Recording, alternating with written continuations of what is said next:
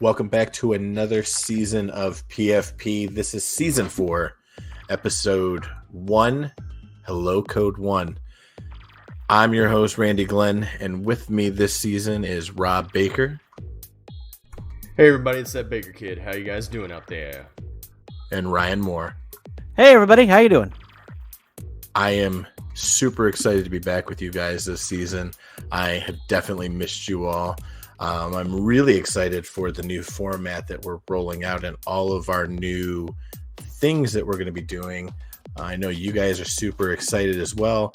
We're going to get into that at the end of the episode, so you actually have to stay in if you want to hear about the RPG goodness and some YouTube stuff.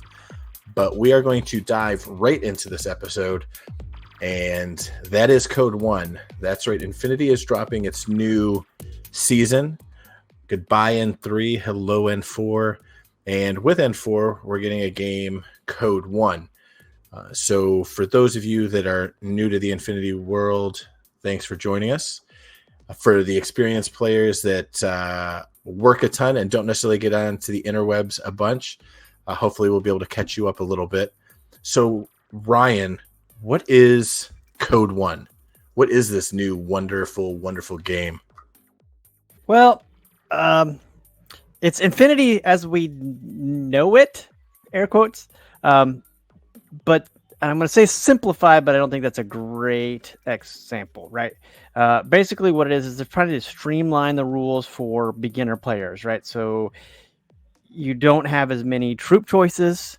You don't have all of the more in-depth rules. So it's a way for you to kind of get your feet wet. I think of it more of along the lines of some of the 2-player starter packs that have the introductory missions in it. You play through those. I think of it as more as an expanded entry pack, right? Now, Code 1 and N4 are both Infinity. They are both in the same realm, same universe, same time frame. They are not the same game, if that makes sense, right? So you can't play Infinity, build your list Infinity for N4, and then go play Code 1 because those troop choices may not be available to you in Code 1. So it's while it's really one game in the universe, it's two separate modules, I think is a better way to put it. So it's just kind of a new way to get some stuff out there, to get some new players to hopefully wouldn't be overwhelming. So if I were dabbing into this new world of Code 1, what kind of game would you say, like if I am just jumping into Infinity for the first time, or I caught the tail end of N3 and I'm at the hobby store all the time and I'm trying to get new players in, is Code 1 kind of my introduction to Infinity? Would that be a fair to say? Yeah, I think Code 1 would be introduction, right? So if you've got people that are playing and want to play, you're going to start with Code 1. Okay, cool. So that's kind of like our step 1 is going to be Code 1 now in this N4 season of Infinity, and then hopefully you kind of start expanding your force, and then we're going to jump into this whole new season, and we're going to talk about that in the next couple of episodes because we're super excited about N4. I'm super stoked to bust out some nomadic puppets on everybody.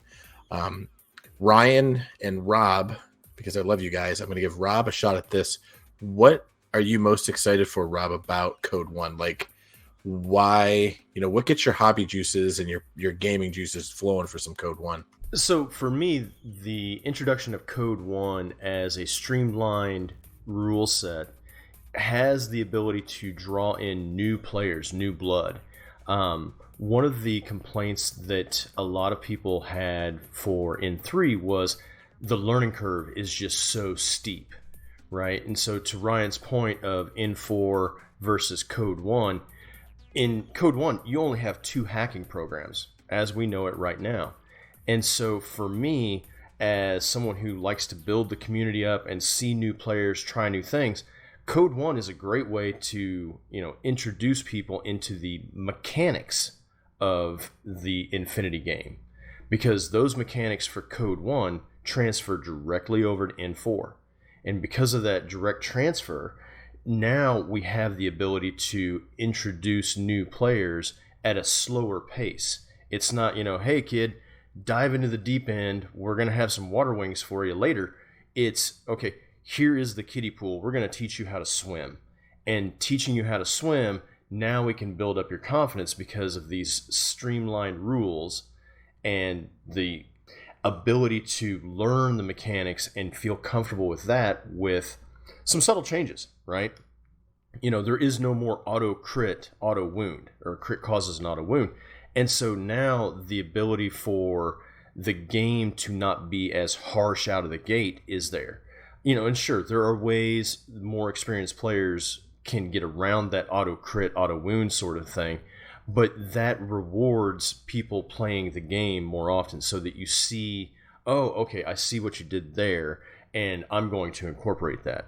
It's the learning curve as a more gradual incline as opposed to a logarithmic curve. So when you Code One to you is from the gaming perspective, and I know that deep down you're kind of like that, the old school rogue trader guy who loves doing the demos and loves getting people in the door.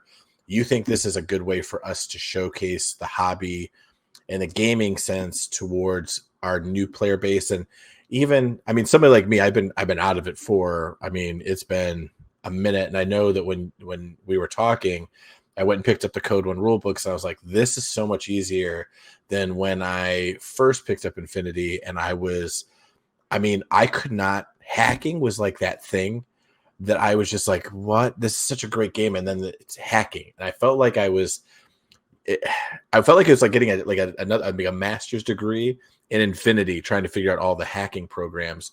So when you say there's 2 hacking programs, what are those and how does it differ from when you went N3 to this?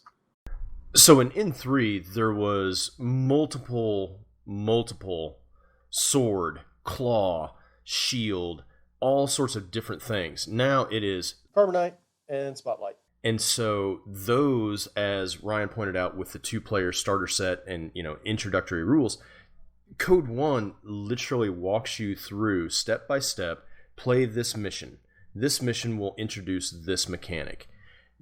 Play this next mission. We'll introduce this mechanic or this rule set. And so it's very stepwise. It's a very logical progression. And so the progression is, learn as you go. And so for me, having the idea that there is a streamlined introductory game set, rule set for new players to learn, then the N4 for those newer players, it is a easier gradual progression into the N4 world, as opposed to N3 where it's, okay, this is the basic game and you can play the game, but this hacking stuff is the more advanced. And, I'll be honest, most gamers look at that advanced thing and go, I'm an advanced gamer. I can figure this out. And then they start reading it and they're like, to your point, oh my God, I need a master's degree in gaming to understand this. And, here in the Kansas City area, it was always, don't get scared. Don't get weirded out by that. Come watch a game, learn, ask questions. Code One kind of takes that, to a simplified level. So now it's, okay, here is this hacking program. Hacking programs work this way. All hacking programs do this thing. At least that is how I am perceiving Code One to N4 based on what Corvus Belli has told us so far. Yeah, I'm definitely enjoying that, and I know that. You are kind of like our, walk into the shop. Here's 2 armies, and you'll teach anybody the game. Ryan, you're getting ready to set up with this Code One, and I know you have some shenanigans on your plate. Are you planning on busting out anything specifically for Code One? Or are you going to use Code One as kind of like your trial and error as you build your factions up? Well, see, that's where the definition of or explaining what Code One really entails is currently Code One is 4 armies. There is Pano, Eugene, O12, and the Combined Army. And that's it. Those are the only 4 armies you have, right, to choose from. The part to me is I am less interested in Code One as I am in N4. So I'm not as motivated by Code One. I've gone through, kind of looked at the rules and kind of figured out what was out there, but I was not like super pumped. So that's actually not what's getting me excited about Sure. Infinity. What's getting me excited about Infinity is I just want a game again, right? But Oh Lord. but also I really like the world, and this game has become, as miniature games go, the only one I'm really playing, and I have been playing for 3-4 years now, right? So I'm just really excited to see what they do, how they clean things up, what happens. We're taking some clues from Code One. Now I think Code One's going to be great in getting new people in, and that's how you kind of build them up. I don't know how it will pan out, and I think we'll need to have more armies introduced to really see how it is. Now, my understanding is there'll be no sectorials. It'll all just be the generic Pano, Eugene, O12, Hawk Islam, all just the generic armies. There's not going to be any specific faction related armies. Between that and I'm a modeler guy, so the stuff that Corvus Belli is producing right now is just really exceptional in the world of metal miniatures. No, I really think, we were talking about that this weekend when you were over at my house, that the models of Infinity are getting much better than when they first started, a couple of years ago. The ease to hobby is much better now with the way models go together. You see a lot less posts on Facebook and Discord pages of, oh my God, does anybody know how to put this model together? There's like 6 pieces and I only have 2 hands, and my wife's holding a piece, I'm holding a piece, my third girlfriend's holding a piece. How do I get this to work? And below, it's insane. But here's my question, because I'm not always, when I look at the rule books for something like this, what's to stop me, or us or anybody playing to go, I get Code One says there's 4 armies, but I mean, we're really talking about a 15-point game. Why can't I play, an army not in Code One and show up and run my 3 models? And can't we just have a game that way?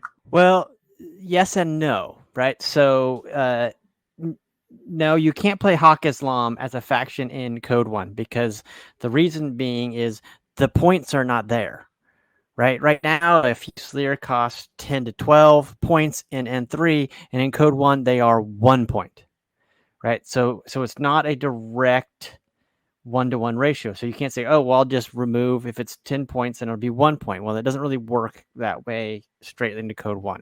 Now, that's the no. So that's why you can't really switch over that. Also, not all the models from all the factions, like not all the Pano models are in Code One, right? So what you then have is somebody who could take models that are obviously not going to be in the smaller of the games, or I'm going to say simpler of the game, because it may be overpowering, right? It may not necessarily be overpowering in N3, but in the Code One universe, it might be. So what we have there is, that's kind of why no, you can't really just play Hawk Islam and just kind of alter how much points it is, because the points don't align. Now, however, Corvus Belli is very liberal on their proxies rule, which means any Corvus Belli model that they make, you can substitute for another model of the same pretty much base size, right? So if it's a normal standard dude and on a 25 millimeter base, any guy you can have fill that role.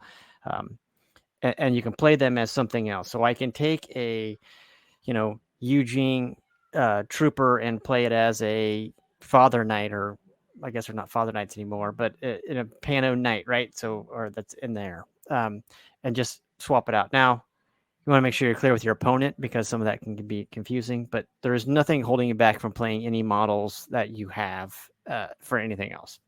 Yeah. So I mean, I completely agree with you, but I just sometimes I just want to throw some models down on the table. So I'm completely with you on that whole thing. And I am a proponent of the proxy when I'm trying to figure out what I want to buy, because let's face it, hobbies aren't cheap, and nobody wants to buy a $45, box of guys or a tag and find out it doesn't fit your play style.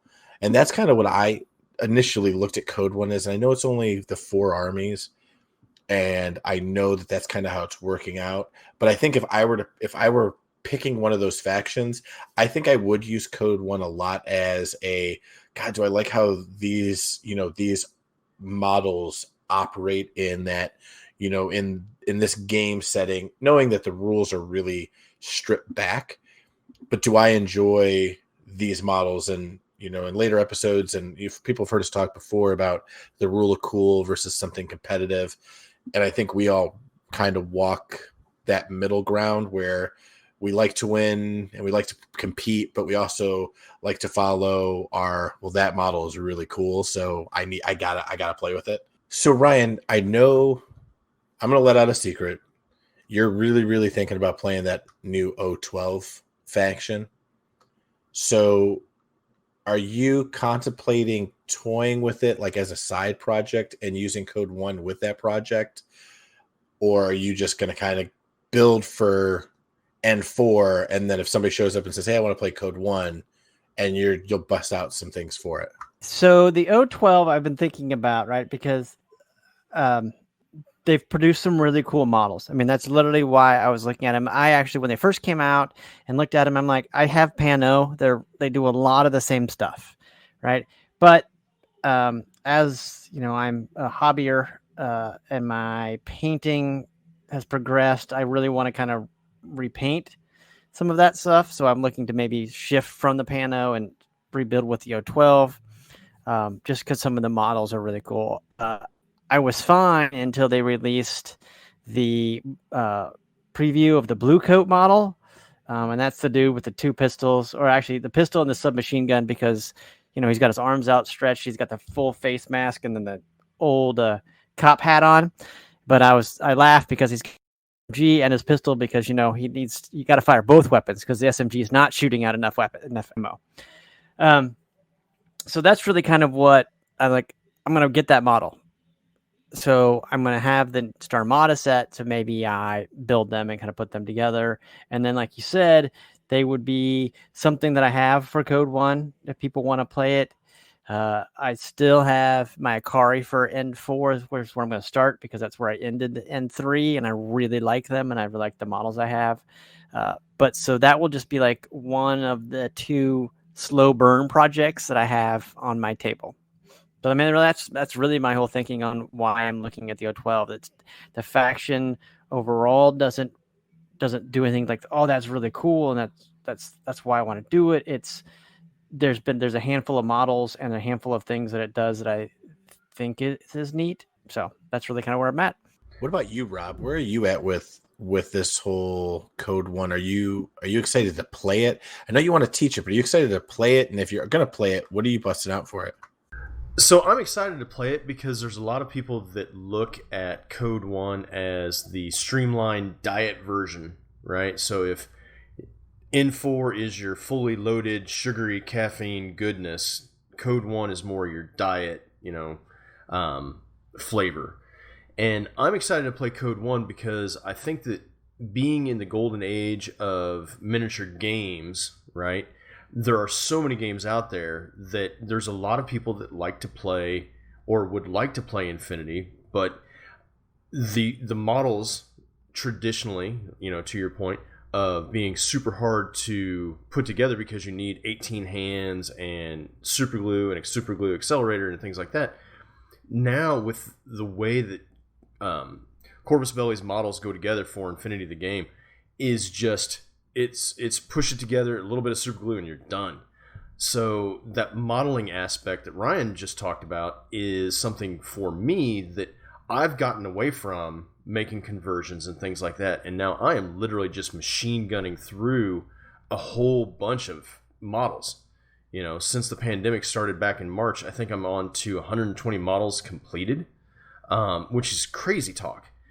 So for me, playing Code 1, I'm excited to play Code 1 for that simple fact of getting new people, seeing new people, growing the community, but also leading people into N4 with the great models that are coming out, And so the rule of cool is very much alive. So what are you gonna play? Like, so what are you looking forward to demoing? Like, what side? Like, what are you gonna pick up? Does that mean you're gonna pick up O12 too? Or are you gonna throw down something different? I've got the Operation Wildfire, and okay. I'm looking at putting together O12 and the Shazvasti Force. and then maybe picking up the Star Armada Force. But I think for Code 1, I'm just going to start with the Shaz Vosti and O12. Paint those guys up, get them ready for demoing and things like that, and then just wait for N4 to drop. Yeah, boy, if N4, this is, I think anytime there's a new addition change to anything, isn't it like an exciting time when additions change and they start tweaking and moving things around, and then this little subtle drop of Code 1 on us. I mean, this is a lot of fun. I've enjoyed reading some of the the rules and the new rules with it, and then even being able to discuss, because of COVID, we're not immune like everybody else. We haven't been able to game, but having the discussions that we have just privately with between the three of us, it's fun to even theory craft some of the stuff that you can do in Code 1 and then move it outward, which is so fun. Yeah, I mean, so and I tell you, that's the piece that I'm looking forward to the most when N4 drops the new army, right? It's because one of the things I used to do at night is I would lay in bed and we go to bed, and I'd have my iPad sitting on my lap, and I would literally just build lists and look at stuff. And I'm really like anxious to see like what comes out. So I've done some of it with Code 1, right? Just kind of looking around.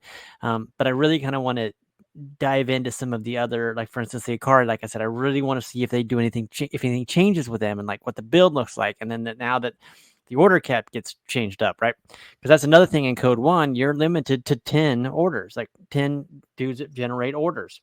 So you're gonna see some of the big beefier dudes out there, right? You're gonna see some of the guys like, oh, I would love to take that dude, but I can take 3 smaller dudes for the price of that guy. Well, now you've got points to spend, spend. So use them up, right?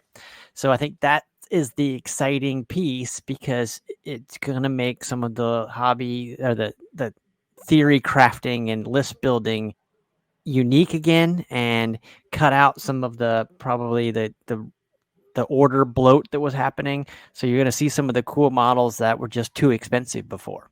Well, and I agree, I wholeheartedly agree. And I know with Code 1 being capped at 10 orders, right, 10 units, the known N4 tactical window, you can only have 15 dudes total. That in itself is going to just cut off at the knees a lot of the order bloat. So you're going to have a lot of models that are more expensive compared to in 3, where it's like, well, yeah, I could take that 120 point tag and do this one trick, or I could take these 3 dudes at 30 points apiece and have another 30 points to spend and have so much more tactical ability on the battlefield. So I'm super excited to see the different things that are going to come out.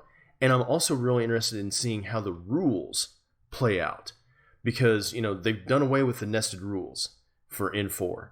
Camouflage, infiltration, and things like that are all in kind of a limbo state because they're not necessarily in Code 1, as we've known them in the past. Sure, there are some things for Code 1 that we can kind of translate over, but it's not a 1-for-1 at this point in time. So I'm really interested in seeing how Code 1 translates into that N4 world. Okay, I mean, I totally get that. I'm with you guys 100%. So this would be my last question for you guys about this topic. I walk into a hobby store and we have a bunch of guys that are trying to get Infinity up and running in their areas, and they want more people to play with. And you're at the hobby store and you're playing, or you're hanging out, or you're just picking something up, and some guy walks by and he's staring at the Infinity, the Infinity wall like we have here in Kansas City. We have Tabletop, and they have a really great Infinity selection, and we're looking at the books and he's staring at it. What are you saying to that guy to flip him into Infinity, and why he should pick it up, and why Code 1 is a great starting point? If they're a miniature gamer already, right? If they're coming from another game system, right? There is especially Code 1 wise, you can get away with 10 models. Like, really, that's it. That's been the joke for a long time in Infinity. They're like, oh, it's only 10 models, and then you get, 30, and then you get 60, right? But really, to start, you can get away with a full boat of 10 dudes, right? And so that's really not, the cost of entry there is really low comparatively. 2 units in another game is more than enough to have 2 people have starter sets in this game, right? So I think that's a really cool piece to it.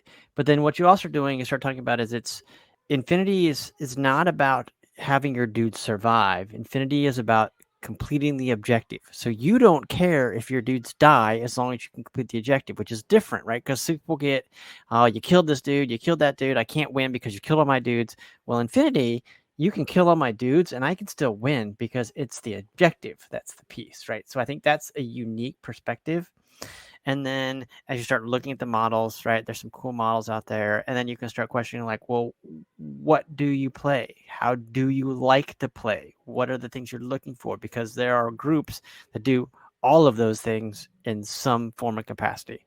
But really, it's a covert ops game, right? Do you like cinematic covert ops moves where some dude could be running across the gap and some poor chode who has a rubber band and a rock and actually snipe him out because he just got lucky? Because you can do that here, and that's really kind of exciting. Yeah, and I would add, if I'm standing in the aisle at tabletop and there's a guy that's looking at Code 1, or I'm in the game room at tabletop when it reopens, and there's somebody that's standing there watching the game, I can talk to them about, this is our Earth's future, right? And go into the whole background, go into the whole, NASA, ESA, Ariadne, wormhole, yada, yada, yada. And then that's something they can relate to, right? Where a lot of the other games are either high fantasy, where it's all, Dungeons and Dragons-esque, Lord of the Rings-esque, or it's something that is so far in the future that it's fun, right? It's comical, it's whimsical, or whatever, and that's the game that you play. All of these games, for the most part, those companies look at it from the point of view of, I've got to sell this rule book in order to generate profit. Corvus Belli, in my mind, is the pioneer in this field, where they're like, you want the rules? Cool. We'll put them online for you, free of charge. And when I tell people that, and I've told people that, throughout the course of N3, their eyes are like glazed over, deer in the headlights sort of look, where they're like, what? What do you mean it's free? Yeah, it's totally free. You can download the rules, you can look at the rules, you can read the rules, all for free. And, we're here. We're here and we're playing the game, which, building the community, so many people, that are trying to get their Infinity scene up and running, that's the hard part, is building the community of people that, are welcoming, people that are more than willing to teach the game. It's not, just figure it out on your own, kid, you bother me. It's more, hey, I'm gonna accept you into my, into my pack. You are no longer a wolf pack of one. I mean, I totally get it, and I think we'll say this a billion times now that, for us, this is it. Season 4 for PFP is back in, and we're super excited to start playing again. And I know I'm super stoked to dig into Code 1. I've been looking at all 4 kind of armies because I have analysis paralysis on picking anything at all. It just is what it is. But we have some big news. We have some exciting news, Mr. Baker, Mr. Moore. We're pregnant. What's that? What's that? We're pregnant. We're pregnant. I'm too young to have a child. You're gonna be a dad. Well, Rob, why don't you tell everybody what you're working on with the old YouTubes and Twitchings? Okay, so I've been working on the idea, and this is back in Season 3, back before Randy got all sidetracked with learning how to save people's lives and, being the awesome nurse, doctor, practitioner person that he is, field medic extraordinaire. And the idea of building a YouTube channel, Twitch channel. And so I am working with Tabletop Game and Hobby in order to help build out their affiliate program. We as PFP are going to start launching battle reports, rules where we actually use models and miniatures. And as soon as I can get the technical expertise on a machine, computer sort of machine here at the house, that is going to be a thing that is going to be coming out. Weekly sort of schedule, still to be determined. Paint sessions, if you want to hang out on either a Discord or Twitch with either me or Ryan or Randy, that's going to be a thing. Yeah, you're not going to want to hang out with me for a paint session. I have nothing of value to give anybody when it comes to painting and your personality. Hobby. I can give you my personality. We can chit chat about anything you'd like, and it'll be a wonderful, wonderful time. The other things that we have going on, I know, Ryan, you are busy working in real life right now, and we've been talking, and Ryan's been getting the old episodes up and running and working on some graphic design stuff for us and our website, correct? Yep. So we are going to relaunch the site. Hopefully put some other cool stuff in there for you all. We are really looking to expand our, I'm going to say, digital footprint as PFP. So we are going to try to put a bunch more content out there. I am on setting up a studio in my basement, and we are going to start doing some terrain tutorials, focusing on like how you can make some really cool, cheap sci-fi terrain. So if you don't have a ton of cash to throw on models and buy $400 worth of stuff for a table and do all that, it'll be like, all right, well, collect these random items throughout your week, and then here's what we can build from them. So we're going to be putting together a bunch of that stuff, plus a whole bunch of other things we have stuck in the back of our brains right now, and we'll just kind of see how it all pans out once we get it really going. Yeah, we're looking. I'm honestly looking forward to when we start recording our creation of a hobby table, which we're going to be doing here in about a month. We're still trying to figure out the logistics. Again, COVID's kind of keeping us down, but we will be making a table from household goods that we usually work with, and we've been kind of collecting some things so that we can show people. Ryan was even explaining to me how to do some of the stuff, and I am the most hobby challenged person you will ever meet. And if Ryan can teach me to make a table out of these things, then by God, anybody can do it. So we're going to get you and your hobby mojo rocking and rolling. And last on the plate is we are in fact launching the RPG series for Infinity, the game. You are listening to this on a Monday. The RPG episode will be out in 2 days. It will be out on Wednesday. We will be releasing PFP episodes every single Monday. You can expect to see them or hear them. I guess you're going to see them first, and then you'll hear them every Monday. And our RPG podcast will come out every Wednesday. I'm bringing on one of our local gamers and RPG enthusiasts. Max will be with me discussing all the greatness that is Infinity, the RPG. We are doing a build up to a campaign where we will be airing some parts of the episode. We will also have a Discord server set up with session recaps when the games get going, so that if you are into stories and you love RPGs and you really want to, if you're one of those people that you're on your drive to work and you just want to kind of zone out and listen to some cool storytelling, then the RPG version is going to be some epic stuff. And I think you're really going to dig what we have coming out for it. We are going to talk you through the whole, most of the rule book and how to create a character, how to create a world to DM or be a player in the Infinity world. So if you're a brand new to RPGs and you're thinking about dabbing your toes, we're going to talk about all of that. If you're an experienced RPGer and you're thinking about a new system and or world, you may want to come over and take a listen as well, because I am biased. I think it's going to be really good. And lastly, we still are going to be producing some extra bursts. You might remember them. They were short little episodes that we would produce every so often, piggybacking off of episodes. So look for those, and those will be out on Fridays. Not every Friday, because we don't want to spoil you guys with too much PFP. But every so often, you'll get an extra burst of goodness from your boys. So I think we've covered it, guys. And if you all haven't realized, the new goal of our podcast is to give you a quality episode in around 45 to 60 minutes.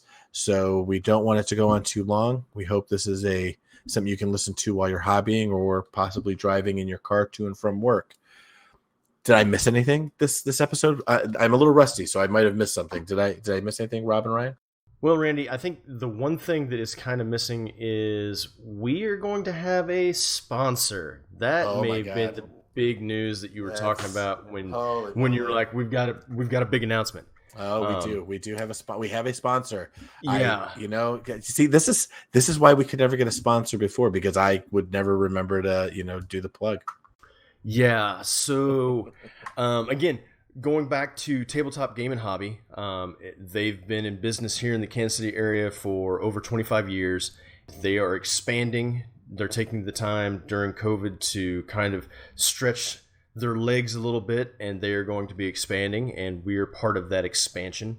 And so we're going to have a link that is going to take you to the Tabletop Game and Hobby web store. You will see all of the awesome things that we talk about on either the episode or the videos, things that you can actually get in their store. And we've been working with the people at Tabletop Game and Hobby and Corvus Belli to work out supply issues from Spain to the United States, and a lot of things going on in the background, which I don't want to bore you with, but it looks like that's all coming to fruition at this point in time. Yeah, I mean, this is going to be super great. And not only that, but eventually, again, COVID. But when COVID releases, and this is what we're waiting with the RPG, Tabletop is actually going to be opening up in conjunction. They're going to have a cool little gaming cafe. You can definitely, if you follow us on the Instagram, Personal Flash Papers, shameless plug, you can follow Tabletop on Instagram. But we're going to be doing a lot of our conversations there. Eventually, we'll be recording live from there as well for our episodes. So if you're in the Kansas City area, hit us up. We'd definitely like to get a game with you. We may even have, for our out-of-towners that pop through Kansas City, we might have something for you when you do get a game with us. So definitely let us know. So, fellas, I guess this officially wraps up our Season 4, Episode 1. How do you feel? It feels good to be back in the saddle. I'm not going to lie. I mean, talking to you guys, in either video chats or on the phone doesn't do the same magic as being here with microphone, headphones, beer in hand, and talking about the game, bouncing things back and forth, the banter. I missed this, and this is just kind of like the tip of the proverbial iceberg in terms of real game stuff. And so I really can't wait to get back together and start rolling dice. Yep, getting back together, it will definitely be a milestone. That tears will be shed and dice will be thrown. Oh, see, I figured it'd be dice would be thrown and then tears would be shed, because the way I get beat, it's usually a crime. So I'm glad I'm back in the mix to make you guys look good. So that definitely makes me feel pretty happy. But I mean, that is the only reason we let you back in. That's true. I know. Listen, when Rob messaged me and I got the group message again saying, "Hey, so we're thinking about playing some games and we need a horrible player," I was like, "Yes." And it's weird because they started to put an ad out in the Facebooks here, and they said we need a really crappy Infinity player who can't hobby and who can't paint. And I'm the only guy in Kansas City that cannot do all three. Like I can't. So it's good to be back, guys. Yeah, I'm pretty sure that is exactly not what the message said, but we'll go with that. No, I think he got it. I think he got the gist. He read between the lines. Yeah, I read between the lines. I read between the old ring finger and the index. But on that note, guys, it's good to be back, and we will see you next week, same time, same channel. Dice are fickle bitches. Classic Rob. Night, everybody. Good night, buddy.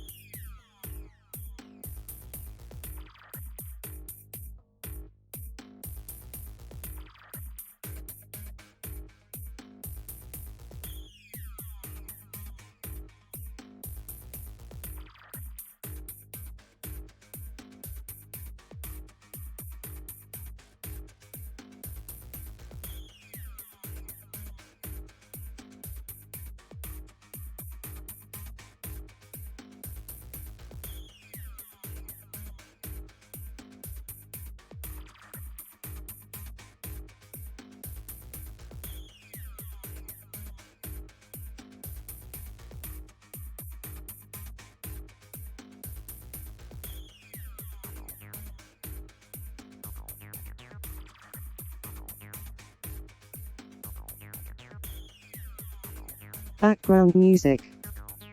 Flying species. The yellow flying cock. The use of these human works of music is granted under the current Creative Commons license terms and agreements. From the freemusicarchive.org from the artists as listed. Thank you.